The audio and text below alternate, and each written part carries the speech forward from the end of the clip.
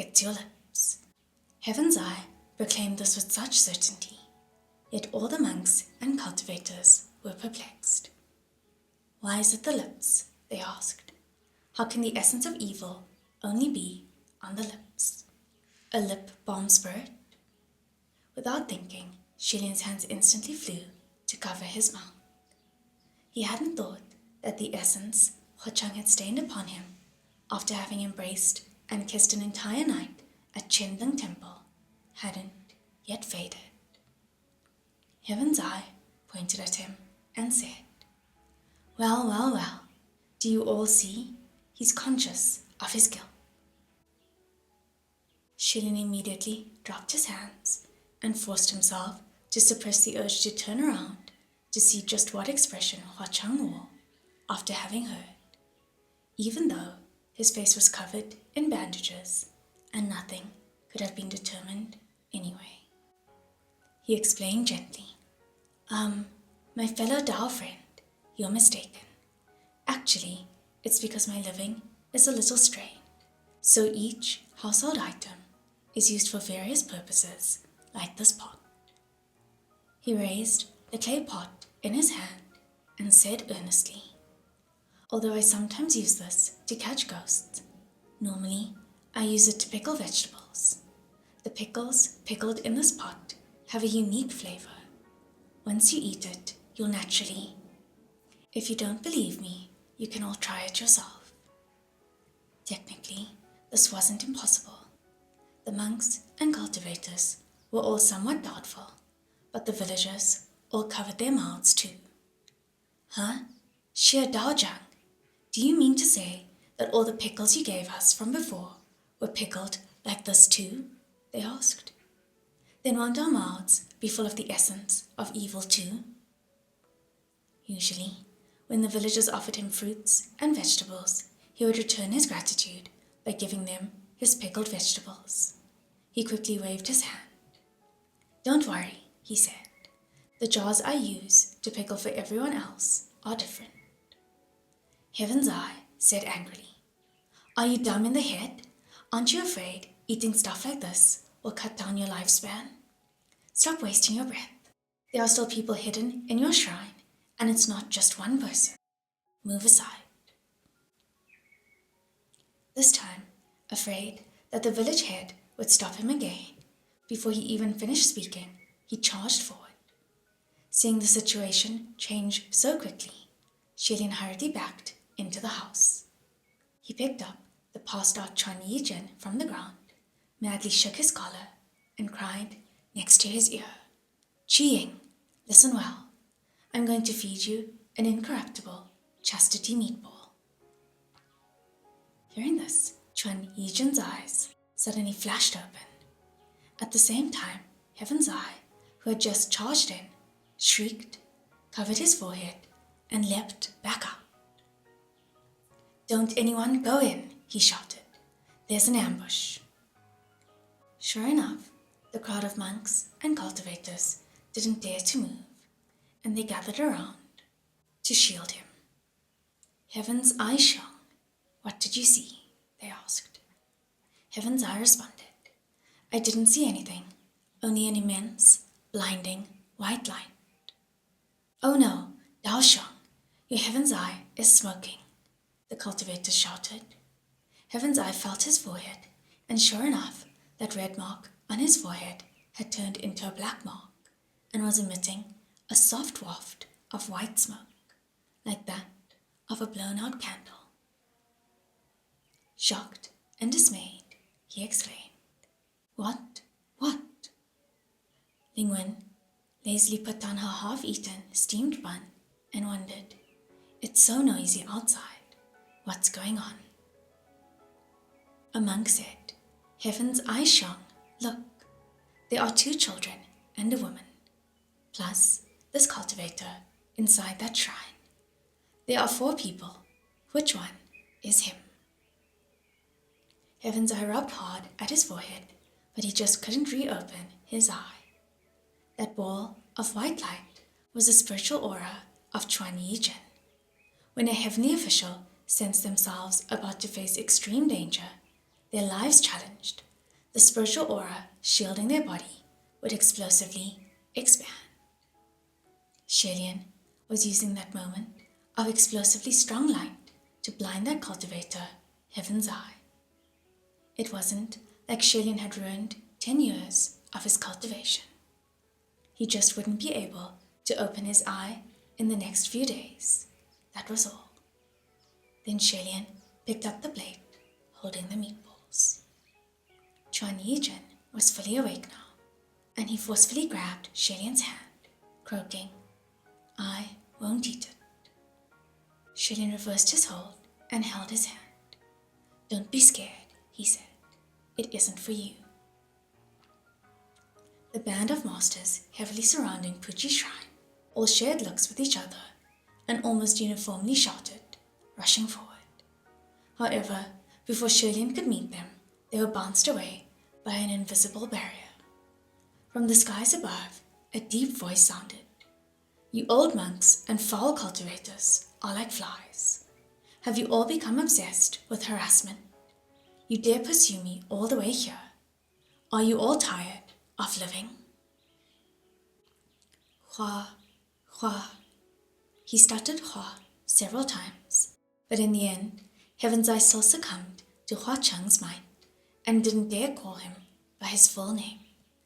Instead, he stammered, "Hua, Hua, Hua Chengju.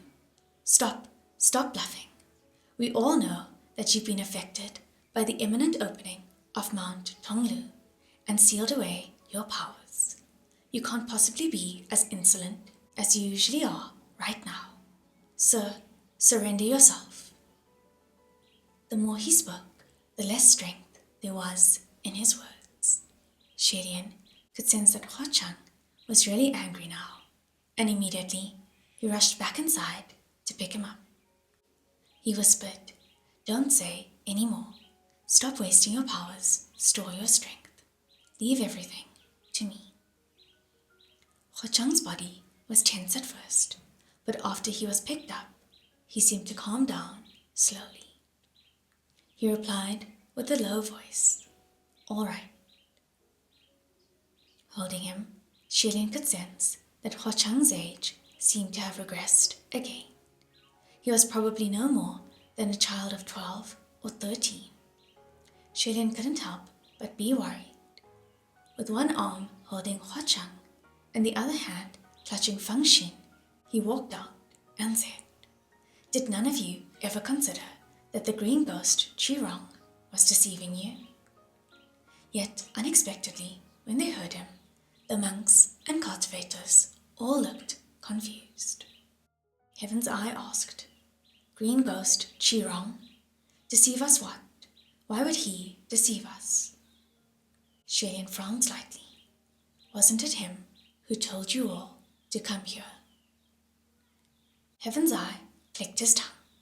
"Who do you think we are, that we need a savage to pass us information? Why would we float on the same boat as him?" So it wasn't Qirong? Then how did the information leak? Before Lian could think about it anymore, the monks and cultivators had already started their attacks. With a swing of his sword, Lian warded off a number of swords and several staffs. A monk questioned, "Amitabha Buddha, why must this Tao friend protect this creature of evil?" Lian wouldn't back down an inch and replied, "Master, no matter what, it's not nice to ambush people when they're down." Heaven's Eye shouted, "He's a ghost, not a person. Don't twist rotten logic, you immature young'un." Spiritual staffs, treasured swords, and blades all came attacking at once. If Lian used Feng Xin, he might hurt mortals. By the creed of justice, mortals could hit heavenly officials, but heavenly officials could not hit mortals. Heavenly officials must be tolerant, generous, compassionate, and loving toward mortals, not clashing with them. If one dared hit a mortal, then merits would be taken. Lian wasn't as unrestrained and wealthy as Chuan Yijin. he didn't have many merits in the first place. If more were taken away, he'd be in the negatives. Thus, he put away his sword and shouted, "Roya, come! Chiying, watch Lingwen." When Roya bound men, it was always aggrieved, but when it bound women, it'd change face. Shelian had to call for it twice more before it reluctantly peeled itself off of Lingwen's hands. The next second, a white flash whipped past the hands of tens of people. When their strength became unsteady, they could no longer hold onto their spiritual tools. Bewildered, they all wondered, what spiritual tool is that? Was that a spiritual tool? How come it looks like a white cloth for hanging to me? It reeks of evil. What do you know? This brat actually has a couple of moves. Unexpectedly, just as Shelian was in the midst of fending off those masters, Lingwen shook her head, cleaned her sleeves, and rose to her feet. "Thank you for your warm hospitality," she said. "I will take my leave now."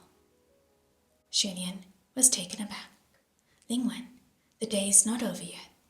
Where are you going? Are you going to break your vow?" he asked. "That's right. I'm going to break my vow," Lingwen said. Her voice was confident and determined, like she was saying she was about to slay evil by heaven's will. Shelian couldn't retaliate. A brief moment later, he stated, "The one who leaked information wasn't Chirong, it was you." Lingwen smiled and said, "I may not be a martial god and was bound by Roya, but one can accomplish much with just the communication array." He knew it, but how did Lingwen know that the bandaged boy was Huachang? She barely spoke to him, barely saw him. Even Shelian hadn't figured it out as fast as she did. Seeing that she was about to take her stately leave, but Shelian still couldn't get away, he shouted, "Chiying, don't let her get away." Although he ate an incorruptible chastity meatball earlier, Chuan Yijin could now move himself off the ground, his strength returning. Besides, Lingwen was a civil god. She was powerless, and Chuan Yijin could stop her without even using a single finger. Hearing Chuan Yijin acknowledge "okay" from afar, Shelian relaxed and went back to fighting the crowd. A moment later, there was a sudden rumble, and the roof of Puqi Shrine was punched through. A silhouette of a figure was blown high into the air. Shelian looked back around, shocked, and shouted to the interior of the shrine, "Chiying, don't fight like that."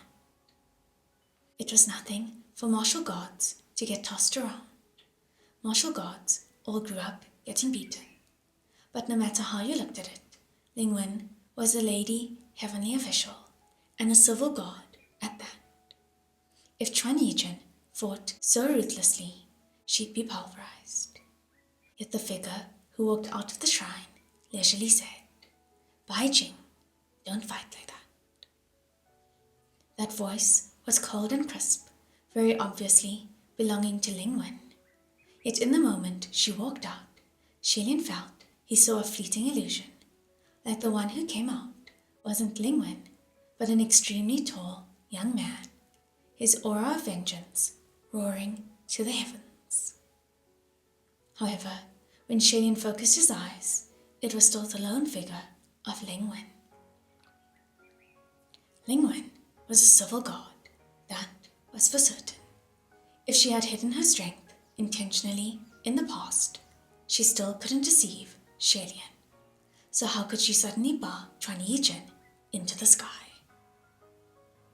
Huachang whispered, "Gurga, be careful. She's put on that robe." So that was it. Although on the surface it looked like Lingwen was still clad in black, a simmering black aura was shielding her, seeming like she had changed into a completely different person. The killing intent was running wild, but her blanched face was extremely calm, and this formed a peculiar contrast. Shalian tried testing the waters by lunging at her with his sword, and Ling Wen deflected the blow with the wave of her sleeve. Coincidentally, Chuan Yijin came crashing down from above and fell to the ground with a bang, just in time to witness the scene. Instantly, his eyes lit up. "Beautiful," he said. Shalian's eyes lit up too, and he also exclaimed, "Beautiful." Ling Wen's move just now was truly a beautiful one. No, it should be said, what was beautiful was the move the Brigade Immortal used to help Ling Wen block the attack. When that Brigade Immortal was donned by others, either they lost their minds or their blood was sucked dry. However, when donned by Ling Wen, not a single weapon could pierce through. She could even attack aggressively, instantly allowing a civil guard to blow the martial guard of the West away. No one had ever heard that the Brigade Immortal had this incredible ability. Who would have thought that after she chopped off the head and limbs of the Brigade Immortal, it would still allow itself to be used by her? Now, not only were the villagers of Puqi shocked, even the band of monks and cultivators were stunned. Heaven's Eye exclaimed, What beautiful? Is it so good to be hit? Is there anyone normal inside that shrine? I think not a single soul there is human."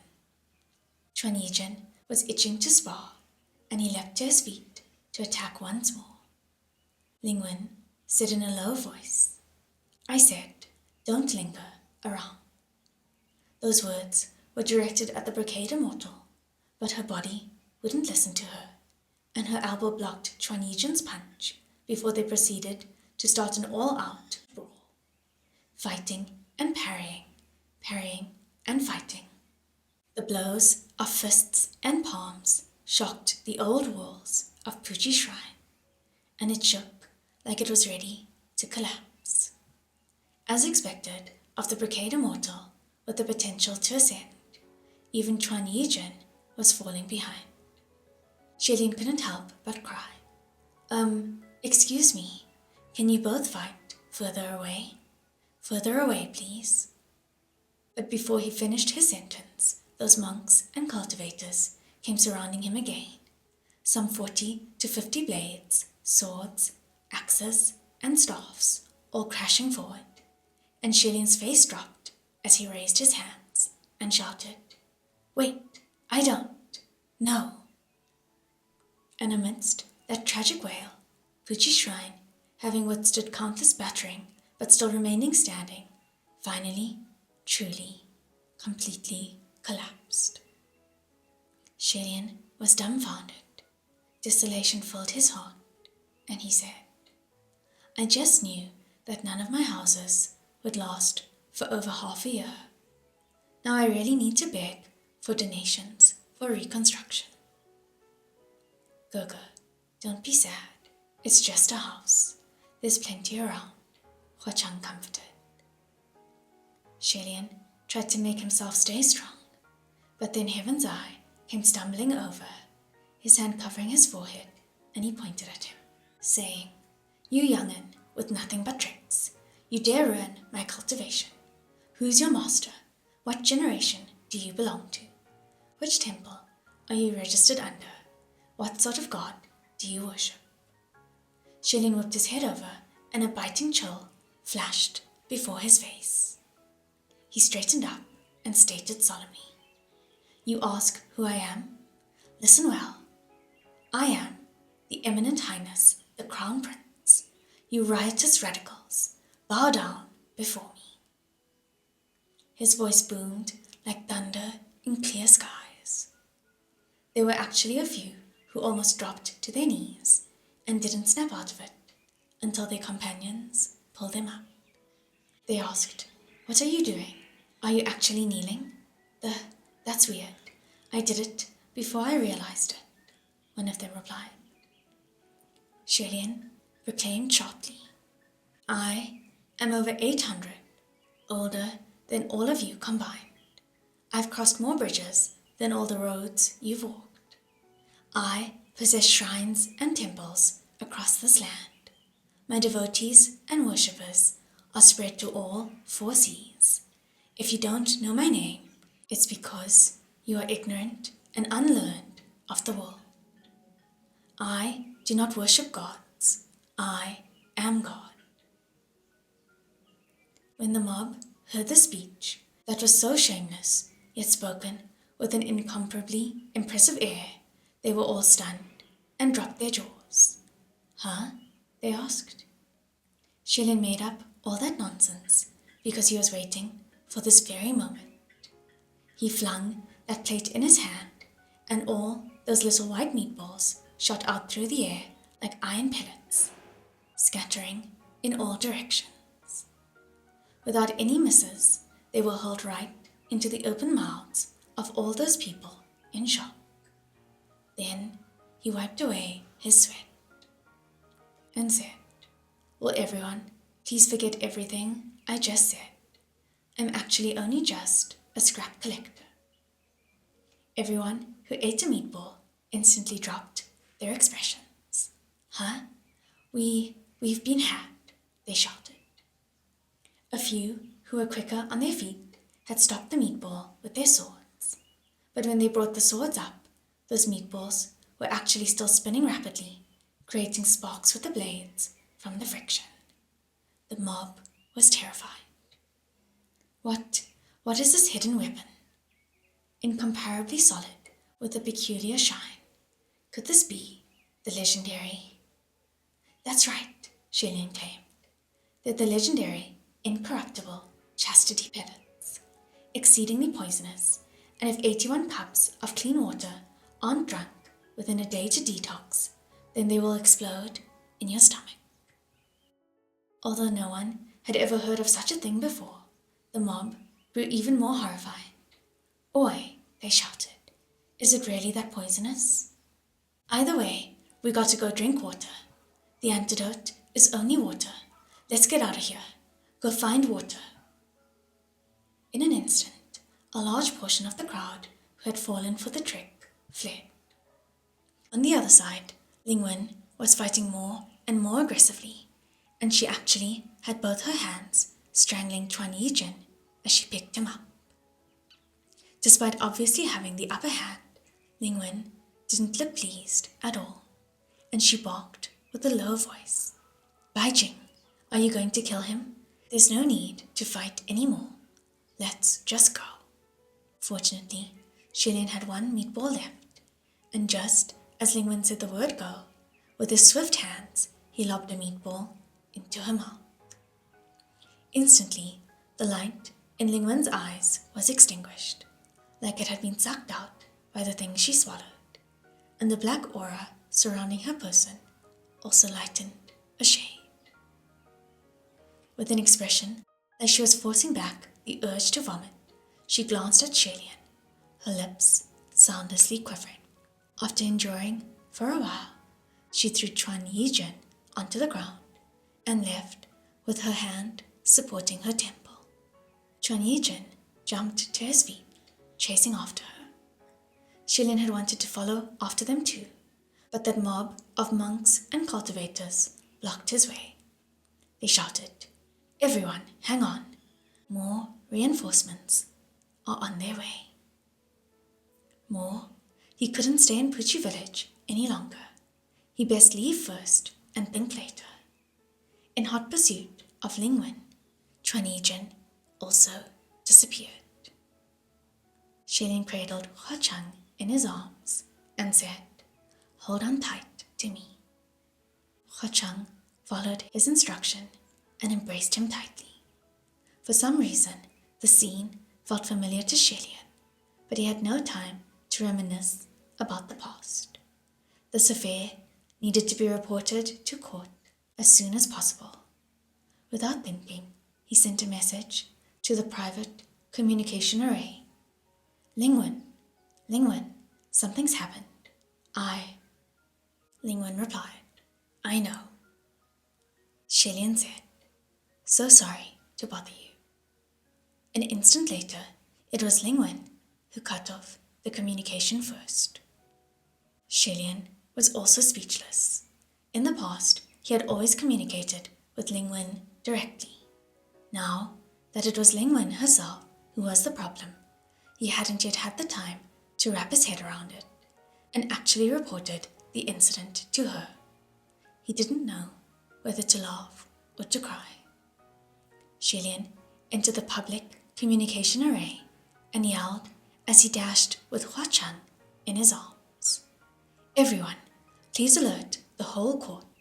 Lingwen's run away wearing the brocade immortal.